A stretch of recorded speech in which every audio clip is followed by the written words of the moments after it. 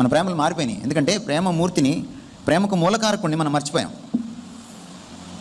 మీ మనసుల్లో ఎక్కడో తలకాయల్లో వస్తుంది, ఎందుకు నేను దేవుడిని ఇంత ప్రేమించాలి, ఈయన ఇంత స్వార్థపరుడా, ఈయన ఇంత శాడిస్టా, అమ్మకిచ్చే ప్రేమ కూడా కావాలంటాడు, నాన్నకిచ్చే ప్రేమ కావాలంటాడు, నన్ను నేను ప్రేమించుకుంటే ఆ ప్రేమ కావాలంటాడు, భార్యకి ఇచ్చేది కావాలంటాడు, ఇంకా నా దగ్గర ఏం మిగులుతుంది అని మీరు అనుకోవచ్చు.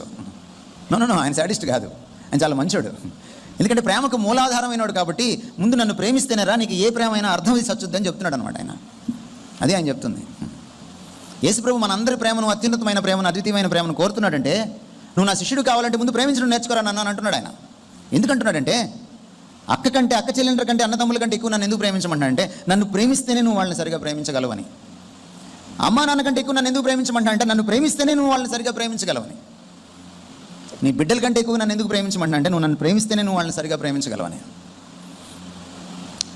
తన్ను తాను ఉపేక్షించుకోకపోతే నా శిష్యుడు కానేరడు అని ఎందుకు అంటున్నాడంటే, మనల్ని కూడా మనం ప్రేమించుకోవాలండి. ఎప్పుడైతే మనల్ని మనం ప్రేమించుకోవడం జీరో అవుతుందో, మీకు ఒకటే మిగులుతుంది, ఆత్మహత్య.